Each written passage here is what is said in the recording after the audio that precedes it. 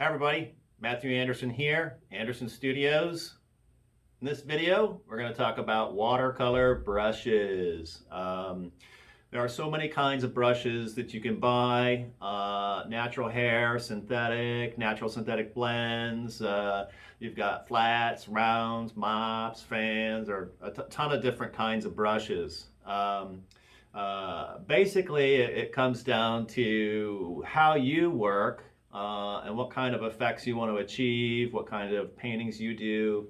As a beginner, you really only need two brushes to get started. I'll talk to you about the choices I would make for a beginner painter. Also talk about choices I might make for someone who's a little more advanced. And so let's get started with some demos and some brush talk. All right, well, let's talk about brushes. I'm going to talk to you about some of the different types of brushes, also some of the different uses or paint applications that are involved with these different brushes, and then also some of the sizings, and finally some brush care tips. So first off are the different types, and first at the top we have some flats. And it's my biggest brush. Flats are often used for initial washes or wetting the paper before you paint, wet into wet. So it's important that you have a big flat when you're wanting to wet your paper. A large size brush will help you cover the whole paper really quickly and evenly. So when you go to your wet into wet, you've got a consistently wet paper. I also use a smaller flat oftentimes because it does have this, of course, like chiseled edge, and that can be good for architecture or more harder edges like rocks and things that you want to paint. And also, this can function as a brush to wet your paper on a very small painting, maybe 5 by 7 inch painting, or that can do the trick too. Next, in the middle here are the rounds, and rounds are probably the most commonly used brush type for watercolor. If you get a good round, you can get a nice point on it, and it can be used for detail work. Also, rounds are good for sort of expressive brush work and foliage or mountains or things like that. It's just an all-around brush, so you'll find most watercolorists will be using the round the majority of the time. And then down here at the bottom, I have a mop. And mops are really big, fat brushes. They're intended to hold a tremendous amount of water and paint and let you do really large areas. They're really good for wet into wet techniques that are expressive. They're also good for wetting the paper. So this kind of mop would do well to wet my paper as well. I don't use it that often, but I do occasionally when I work very large watercolor paintings. I use my mop. Next, we'll talk about the different hairs. So it's probably the most important part of the brush, and I'm going to go in sort of descending order of the different kind of brush hair types. And first we'll start with the natural hair. And I am a kind of painter that prefers natural hair brushes, and as opposed to synthetic brushes. And it doesn't mean that synthetics are bad. There's a lot of good synthetic brushes out there, but natural hair, basically all natural hair is going to hold more water than a synthetic brush will. I mean, you can just imagine, plastic doesn't hold water, not very well at least. But hair, does, hold on to that water really well and stay wet. So the finest hair that you can buy, the best quality brush would be a Kolinsky sable brush. And a lot of companies make a Kolinsky sable. The one I have here is a Winsor Newton Series 7 brush. And why Kolinsky sable is so prized is because, for one, the hairs, it's the nature of the hair, the structure.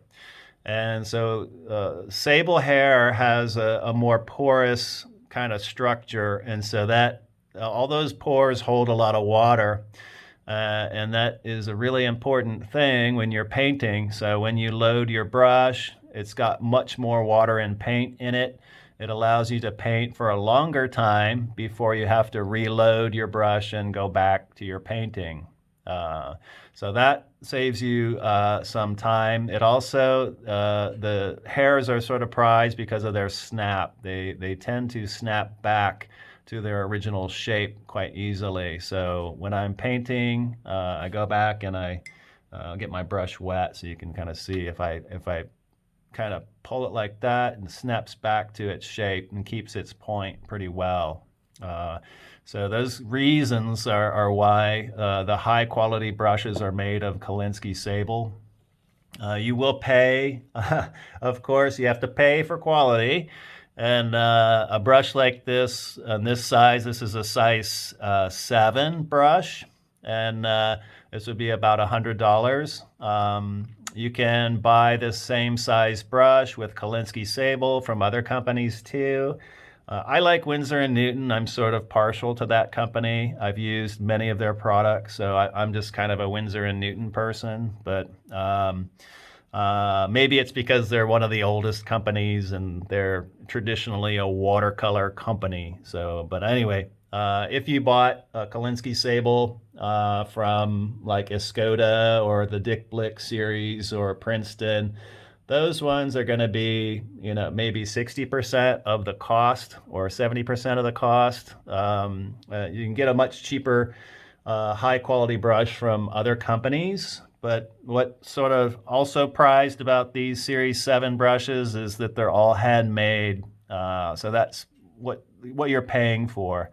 The hairs are hand picked and hand set. So hair, all has this kind of natural bend to it, and they make sure that all the hairs bend to the center and make a point, and then the hairs are hand tied with string in here, and then hand set into the ferrule. And so you're paying for, of course, handmade craftsmanship.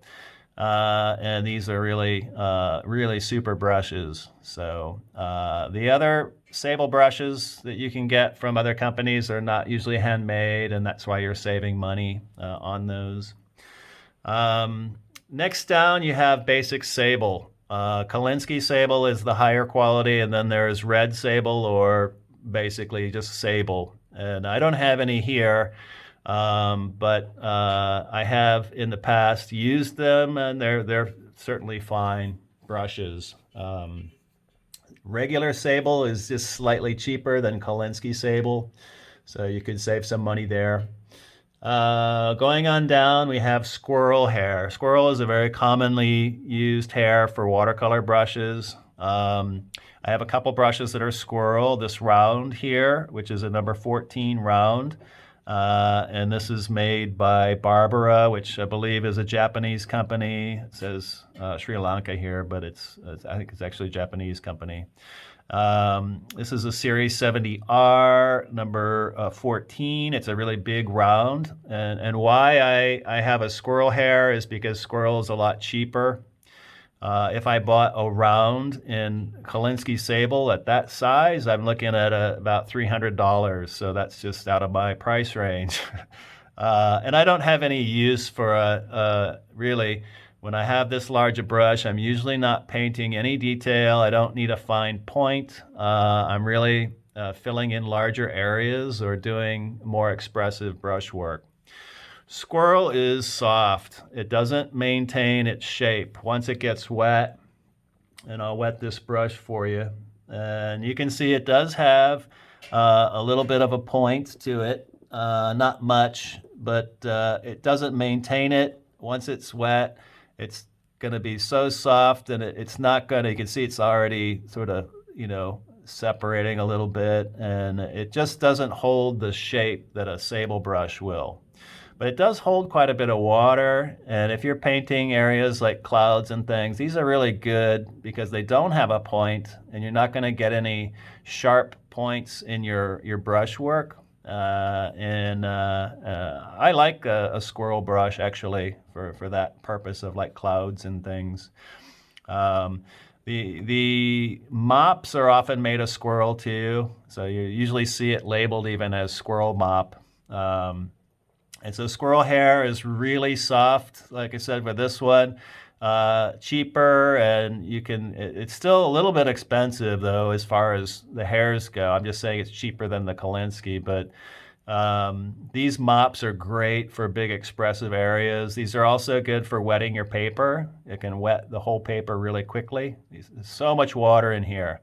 Um, this is a number 6, and so the sizings here are different than what you would size for a regular round. So this round brush here is a number 6, or sorry, number 7, and then this is a number 6. So that's a huge, vastly different in the sizings.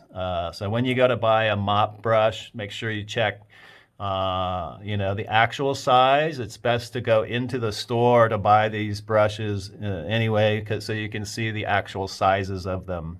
Even though they tell you, how many, millimeters or it's just really hard to gauge it. At least for me, it is hard to gauge the size. Um, Anyway, squirrel. This brush here, the price for this was about $80. But there's a load of hair here. I mean, you are paying for the hair basically, and they're cheaper than Kolinsky, but you got a lot more of the hair. So usually blue squirrel. That's what this is made of. Blue squirrel is the higher quality squirrel. And I really like it.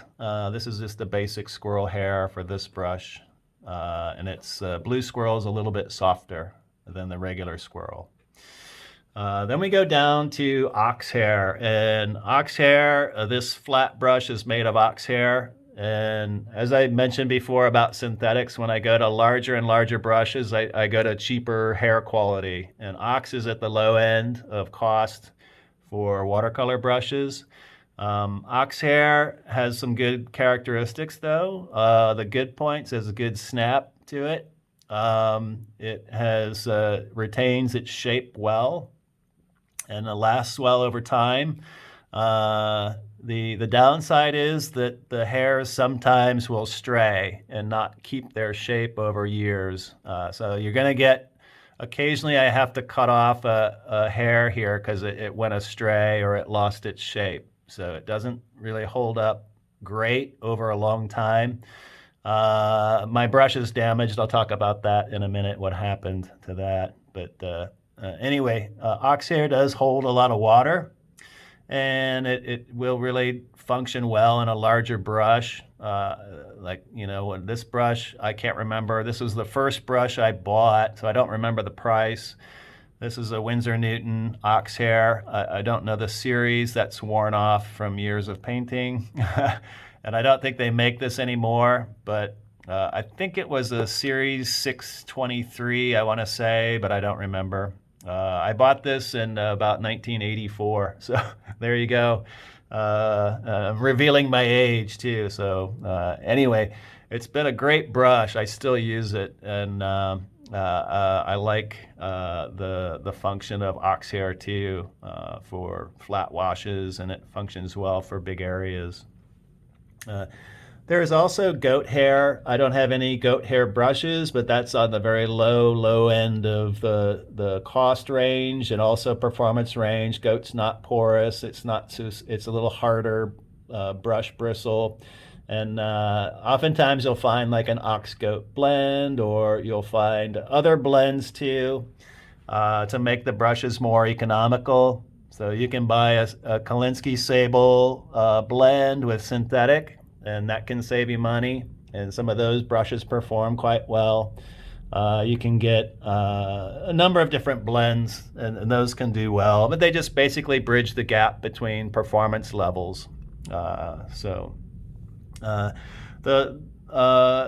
the sizings of the brush, as I mentioned, are really a wide range, and that really comes down to what size you're going to paint. So I have a very large flat brush here because I oftentimes do a half sheet or full sheet watercolor paper. So I'm oftentimes working in like 22 by 15 inches or 22 by 30 inches. So I need a very wide brush, so 1.5 inch flat's good.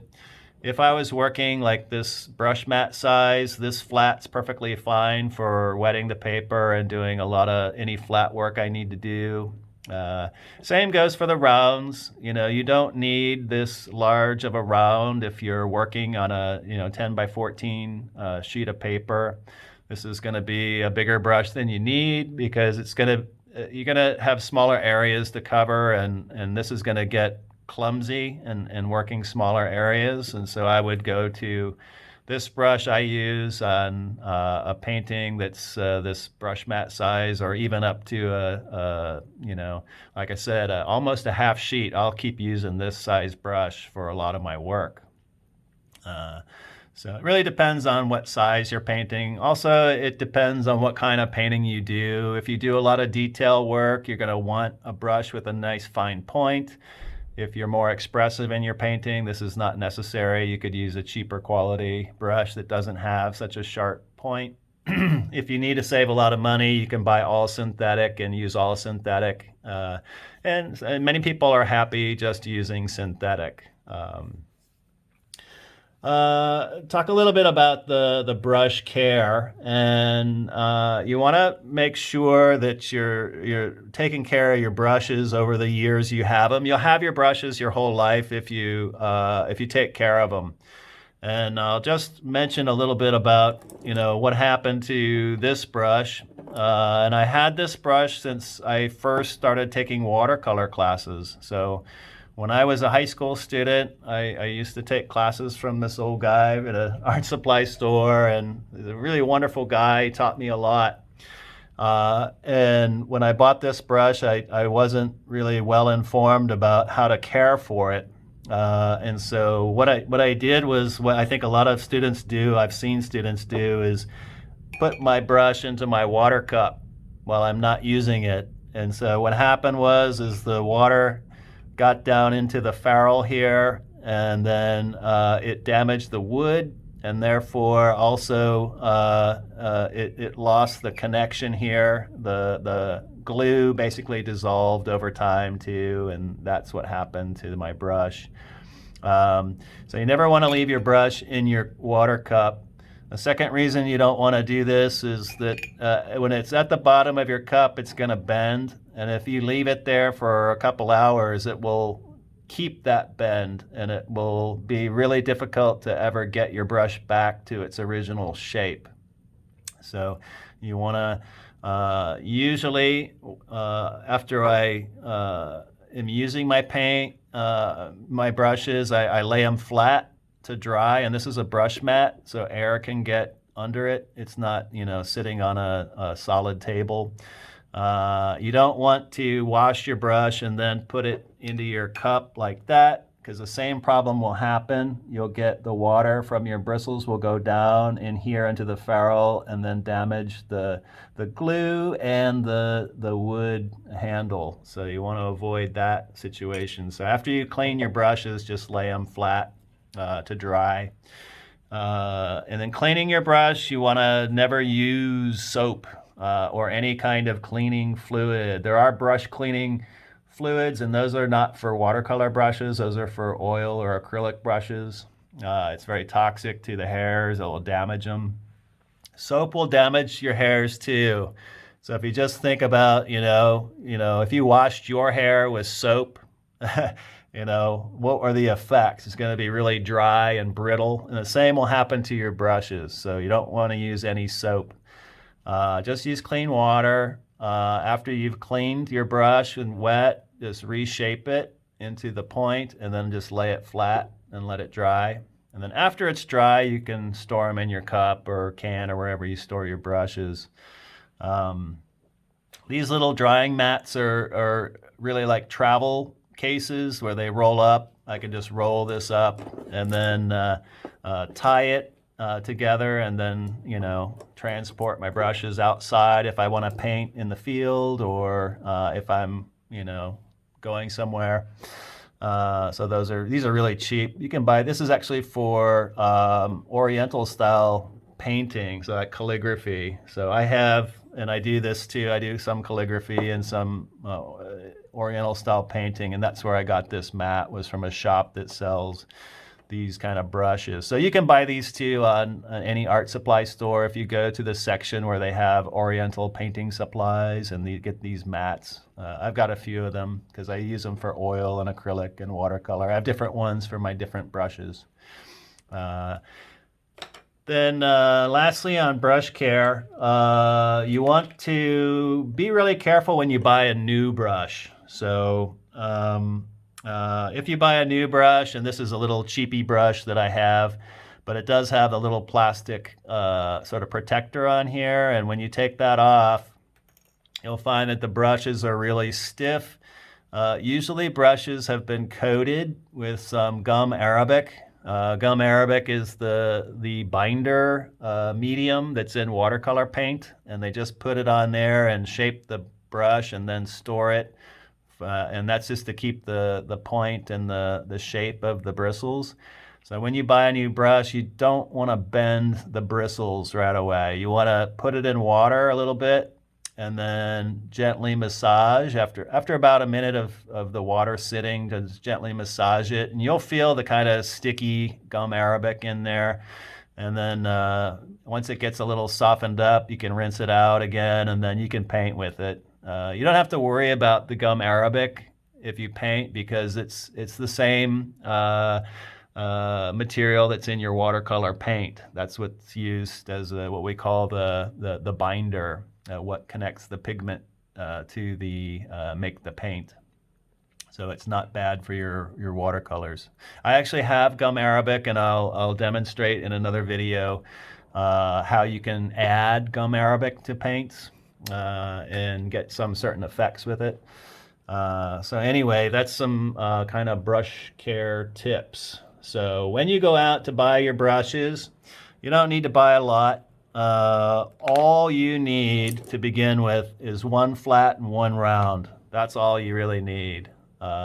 So I have done so many paintings with just these two brushes. Like I said, a size like the size of this brush mat, the entire paintings would be done with these two brushes. Even a little larger size, I might just use these two brushes. And very rarely, unless I go to a really large sheet of paper, will I move to, you know, this kind of set where I've got a really large flat for my wetting of the paper. I've got a smaller flat for rocks and hard edges like buildings, and I've got a bigger rounds for larger maybe trees or mountain areas, and a smaller round for detail and smaller wash areas. So this set here could, you know, these four brushes would do you for any size painting from small to large. And you know, like I said, you don't have to pay a huge amount of money. You could get a set of this kind of brushes for $100 or less for all. You're just not going to get these sable brush in that price range. But if you went with ox and synthetic blends, you can get all four size brushes for about $100.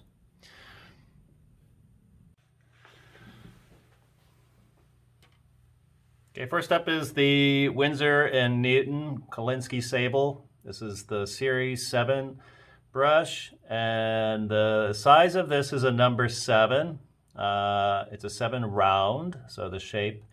And these brushes go all the way up to like a size 20. They are quite expensive, but this size here is about $100. So let's take a look at loading this brush and what it can do. So if I fully load this brush, I can use the side of it as a flat side and get some wash areas. You can also, you see once you load the brush too, it's got this very nice point. So if you want some very fine lines, you can get very thin lines. You can push it down and drag it to create sort of like leaf or flower shapes too. And so it's a really soft, or it's a really brush that has a lot of snap to it. So when we pull it and go back, it goes back to its original point there quite well. So it keeps its shape really, really good and while you're painting. And it does hold a fair amount of water, even though it's a small brush. My brush was starting to a little bit lose the loading. So this paper, of course, is 100% cotton. It's really going to soak up that water. So with a brush this size, I probably, for plant areas and trees, this is super. If I need to do bigger wash areas, I would go to a flat, like a larger flat. But overall, this is a great brush, and you know, it's really, really nice. Let's go on to our next one.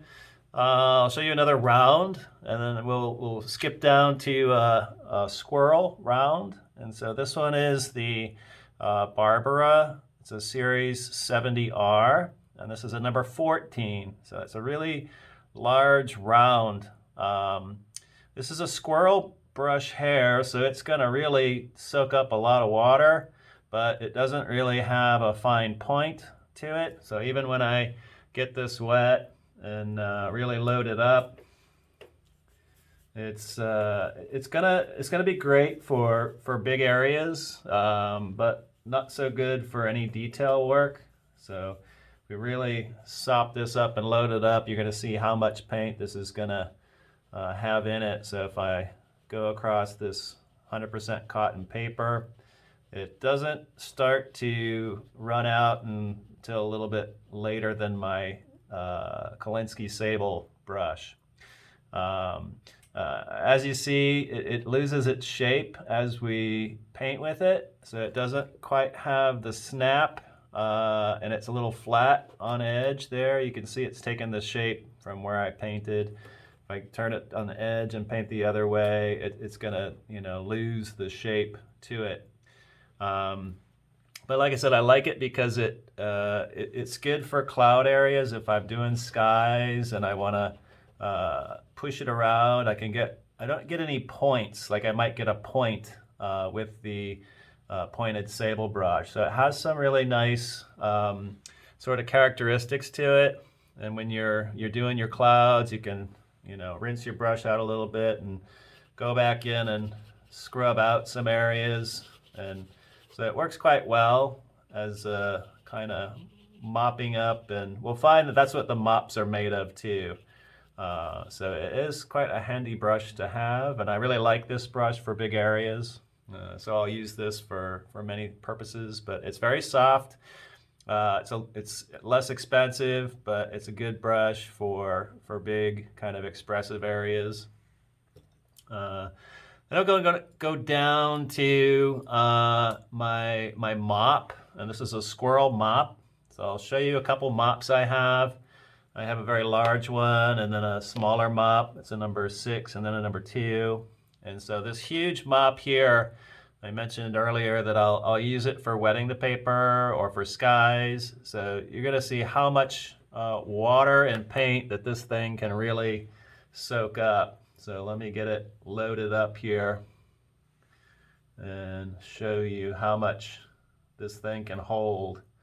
So when I've got this thing wet, it doesn't have a real point to it, so you can't really do any kind of detail work or anything. But as I start to put in my wash, I can fill a bigger area in really fast, going all the way across. I've started to lose, you can see the dry brush a little bit, but all of that paint in there with just one stroke. So if I was doing a flat wash or a graduated wash, I can, you know, very quickly go side to side and pull that paint down. And so it's a really fast way to do a graduated wash. Of course, you can do a graduated wash with a flat brush, but you're going to get, sometimes when you pull the brush along, it's going to have a very sharp edge. So I usually, with a graduated wash, I don't usually use a synthetic or a flat like this because it's going to create too sharp an edge. So I can show you with this flat kind of what the difference is in the edge that you're going to get. So let's get some water in here. It takes a load of water to get these large brushes. But if I pull this across, you can see that it gets a kind of a really sharp line there. And if I, keep working it, I have enough water, I can pull it down. But this large squirrel brush has a little bit more organic type of a line to it. It's gonna not have such a sharp line to it. It's a little bit more organic looking. So sometimes flats, especially synthetic flats, are gonna maybe have too much of a geometric edge for you. I mean, they're really good for buildings and sharp edges like rocks and things, but for most landscapes and more natural shapes, I like to use softer brushes for the bigger areas. I mentioned my ox hair here, and I do use this one quite a bit. And why I use it, I don't usually use it for big wash areas, but often what I use it for are architectural things, like I mentioned, the flats. So I may, use it to create line work if I need to have a sharp edge or fill in sort of like geometric shapes. That becomes a nice brush to get into very, hard edges. That's good.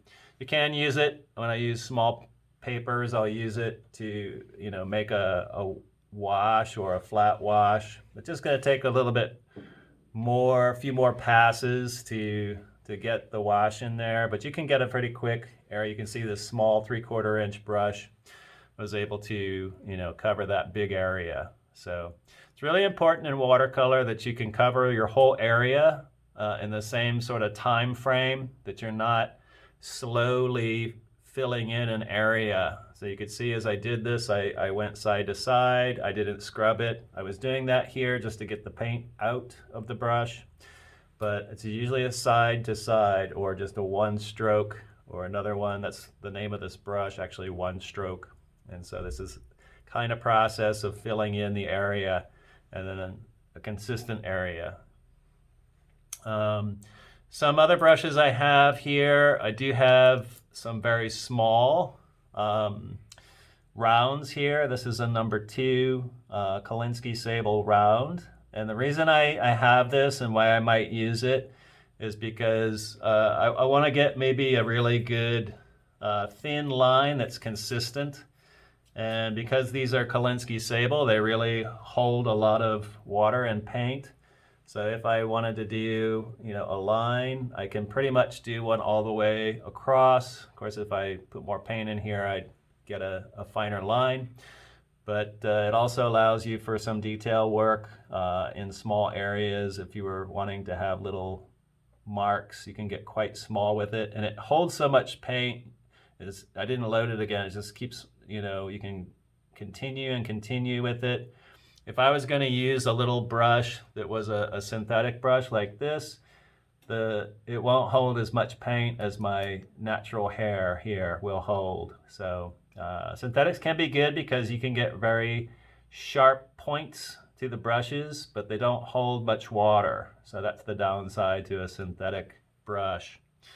I have used synthetics. I didn't show you this one in the video earlier. This is a Liquitex called a Kolinsky Plus, which means it's a synthetic Kolinsky.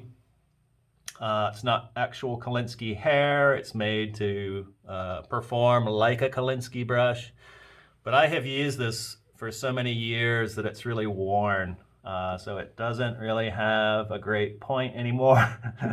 You can see how it's pretty beat up and damaged, and so I've used it, but these synthetic Kolinskys are pretty good. I used this kind of brush years ago. I used it a lot, and it doesn't keep its shape quite well, and I load it because it's old. But when I'm doing trees or plants or things, it's kind of nice, if you have a beat up brush that doesn't make perfect shapes or lines. And so if you have some old brushes, don't trash them, keep them.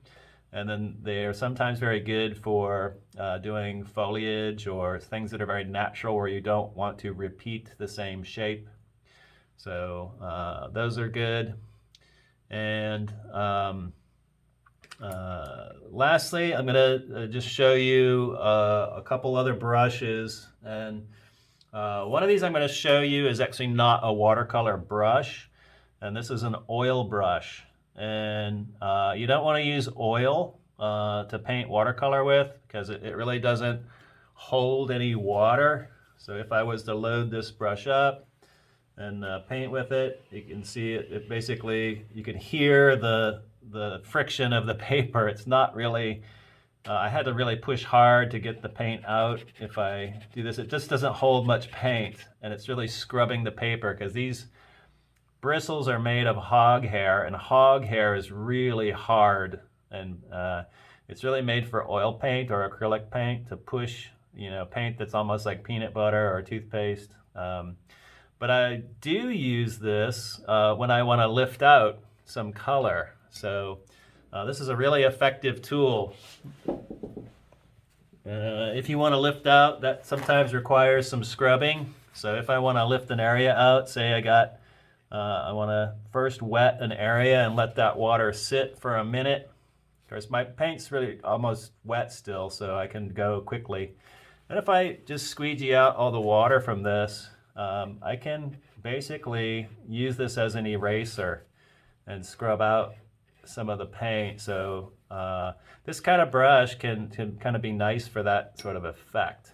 And so put a little water on there and then scrub it out. You can see I could lift out pretty good with this. Because your watercolor brushes are so soft, it takes a little more work, and I don't want to damage my good brushes, so I don't usually use my good, natural hair brushes for scrubbing out areas. And these oil brushes are really cheap. I think I paid a couple dollars, maybe $5, $6 for this brush. And of course I paint in oil, so I could use a brush, but you don't want to sort of mix your brushes. So if I use this one, I just use it for my watercolor kind of erasing and scrubbing out. I don't use it for oil because there would be oil in my bristle even after I clean it, and that's going to damage my watercolor paper. So oil paint will yellow and eat away at your paper. So I just reserve some brushes for that kind of purpose. And then a brush I didn't talk about in the video earlier too was a rigger. And so rigger brushes they have a very long bristle hair, and they're intended to make lines. Sometimes they're called a liner brush. Very long, consistent lines because the bristles are so long. It's intended to push down and then drag, and you get a very consistent line. So a lot of times sign painters use these for lettering, or car detailers and pinstriping. They'll use these kind of liner brushes.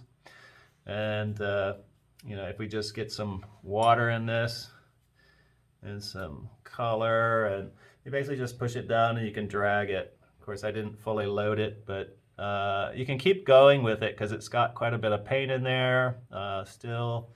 So if I was going to do some line work, or even to the side, I could create some texture with it. But I don't use this very much. I just wanted to show you options out there. Some people who do telephone wires, or maybe you're doing some kind of very linear work, you might enjoy that. And then lastly, I'll show you, I mentioned earlier in the video that I do calligraphy, and it's one of my calligraphy brushes. These are natural hair, and they're made from a variety of different hairs. I'm not sure exactly what this hair is. I think it's goat, but you can see I've used ink with it, and so it's discolored it. I'll show you a brand new one. So a brand new one is white, and then this one I use with ink. So I only use these brushes with ink. So if I was going to even buy like inks, colored inks to mix with my watercolors. I don't want to actually mix them anyway, but I don't want to use my good brushes for ink. And I'll show you what happened to a good watercolor brush, a decent one I used to use, but now I don't because the ink dried in there. You can almost never get it out of there once it's gone inside the ferrule. So I never use my watercolor brushes for inks. I'll use these calligraphy brushes if I want to add some ink to a watercolor paper near the end of something, or you can actually you can use these brushes for watercolor brushes. And so I'll just demonstrate for you. I'll grab one of these here. I'll just grab one of these ones.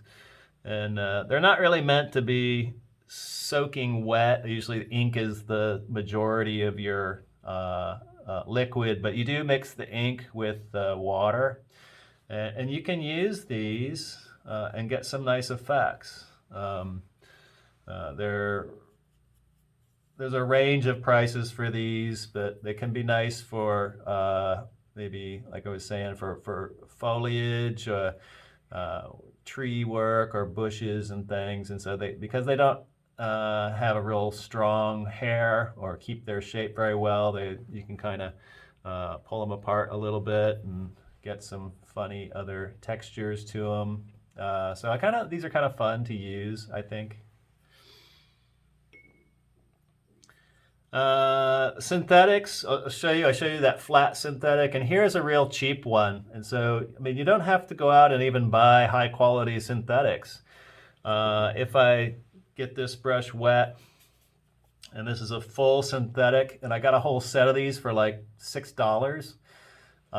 And you can paint with these, all right. They don't hold a ton of water. It's basically running out already, but you can get some similar things you might get with a Kolinsky with the fine point here. It's not as good a finer point, but it's not too bad. So sometimes these synthetics, if you're really on a budget, you can really start watercolor with very cheap synthetic brushes. But just make sure these are made for water media, and that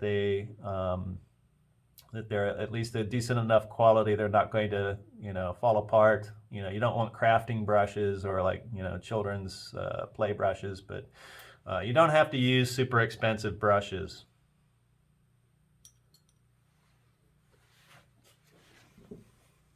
Hey, thanks for watching my video. Be sure you check out more tips and tutorials in watercolor on my YouTube channel.